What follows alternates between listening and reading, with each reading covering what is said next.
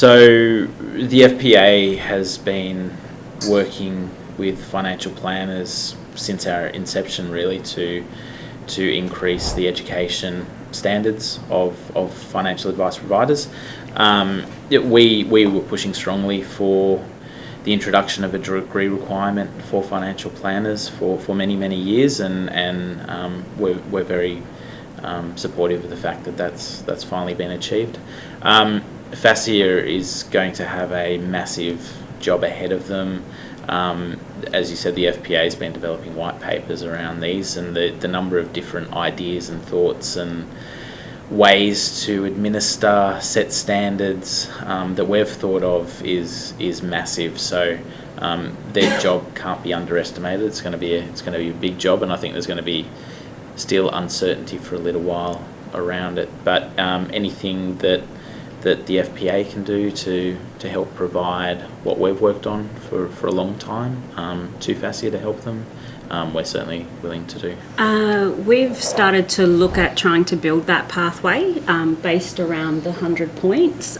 We've had the FPA, Kaplan and some other education providers come and speak to us in order to try and work out what that pathway might look like.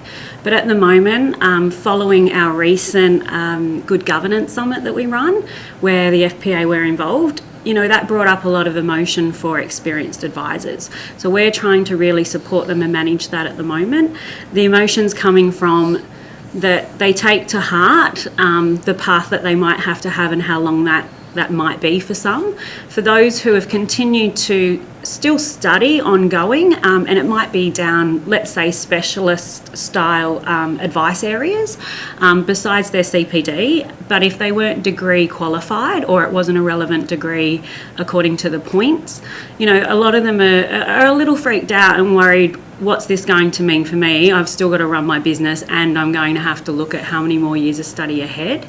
So it's trying to juggle that, because we do agree that we need to support the lift in educational standards to see ourselves as a profession, but it's managing that experience. And I also think managing the suggestion of the year of professional development under a mentor. I think that's a great initiative. However, I'm concerned as an industry, how well are we prepared to have the right mentors out there for the right number of people going through that initiative? So it's twofold. It's supporting those experienced advisors and giving them the right support, but it's also making sure that initiative gets the attention and support that it needs, and that we're supporting experienced advisors to mentor people. A great advisor doesn't mean that they're a great mentor either, so we've got to be aware of supporting that initiative.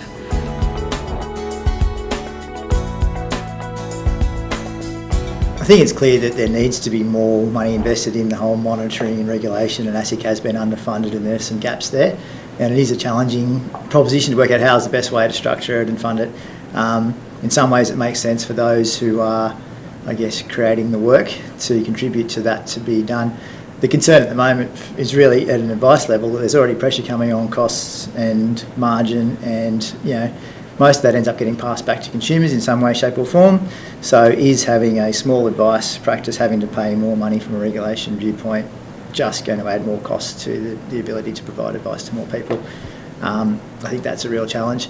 I guess the other thing that I wonder about is, with the proposed changes to professional standards that we've just sort of been touching on, what's that going to look like from a monitoring viewpoint, and who's going to be responsible for that, and where might other costs come to advisors? So, might the professional associations have to take more of a role in that area, and therefore they have to put up their fees as well? So that's an extra cost to advisors to bear just before they get out of bed and go and give advice to anyone. So, conscious of, let's not keep adding extra costs on top of costs on top of costs, because it's just going to make it very expensive for a consumer to go and get good advice.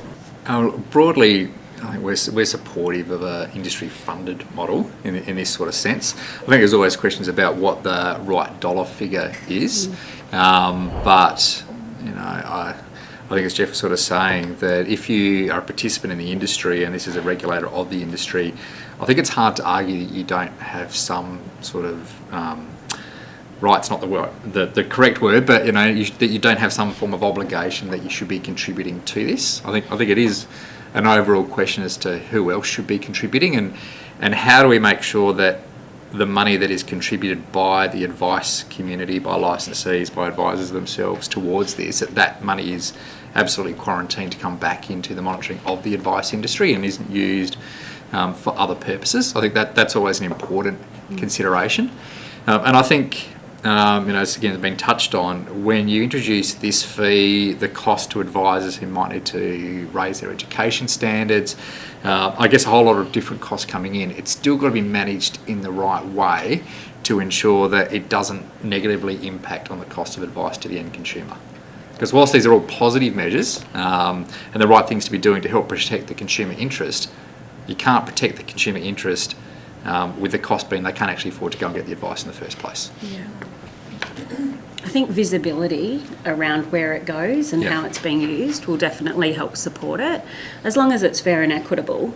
But one of the other things around that is it's a regulatory fee. So when we actually see breaches at a licensee level considerably, and there's penalties that go along with that, I'd like to see that there's visibility of those penalties are going back into helping support the regulatory environment and what you're trying to do in that space.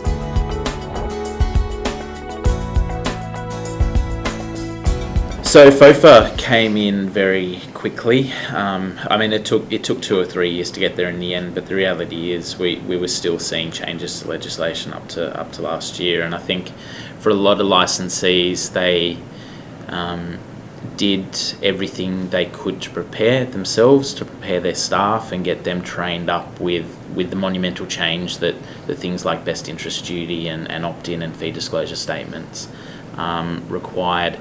The reality is, though, that the way the legal system works is that you have law, you have regulation, and it's often not until cases are tested in court that you actually get a good, proper understanding of what those laws and regulations are actually requiring.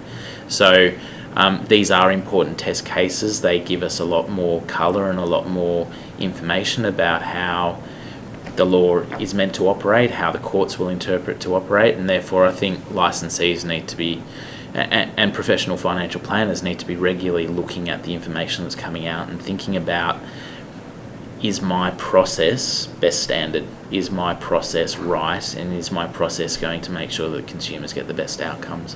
Absolutely. Like, governance is key to the success of the dealer group, but it's also the success of the advisor and protecting them.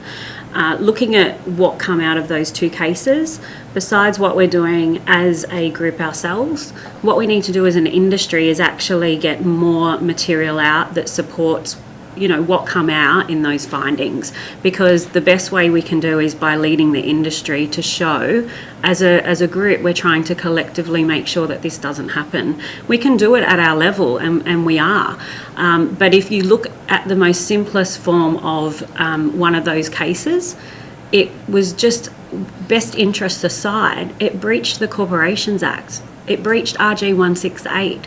So we didn't even need the overlay of best interest. If we just strip back to the need of providing advice documents, acting in the client's best interest, sure, but there was the lack there of the most simplest things that have been in our industry forever.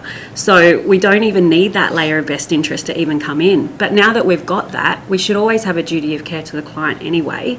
But I think besides what we're doing, I know internally around governance, creating better monitoring of our ARs and rolling that down to the business owners and where their responsibilities lie and reminding them of that, we need to, as an industry, make sure that we're teaching each other and leading each other around the right path, so that we're not all working in silos, that we've shared the information. So let's share the next layer of teaching and guidance that we want as an industry. I think when you go back and look at, it's been a few years now since FOFA was introduced, and as Ben sort of said, it was a new piece of law, and until the regulator actually went to try and enforce it and really took it to court, you've never got a true understanding about what best interests mean. And then, there has been a lot of focus, and I think there will be increasing focus from ASIC on this, because essentially, as you sort of said, it's the fundamental duty you have to satisfy. And if you can't satisfy that, don't worry. Well, I shouldn't say don't worry, but all other failures after that are sort of almost inconsequential, because if you can't satisfy this oval threshold issue, the advice is going to be wrong in the first place. And I think what we're certainly seeing now, and should always have been the case, and I think always will be the case, is that whilst there was a lot of training, I think, rolled out for advisors and trying to give them understanding about what the best interest duty actually is, it's that sort of training never stops when it comes to this, whether it be because of developments through the legal system about interpretation and so on. But best interest duty is ongoing. You always got to act in your client's best interest. So to always update advisors with training and support about how to best apply their processes to meet that duty and have comfort that they've done the right thing and can actually demonstrate that they've done the right thing, that's just an ongoing piece that should always be there. And just to bring that back to FASEA and the education standards, that is the importance of continuous professional development, making sure that those learnings are continuously going back to professionals so that they get updated, get consistent, get regular updates on what their obligations are.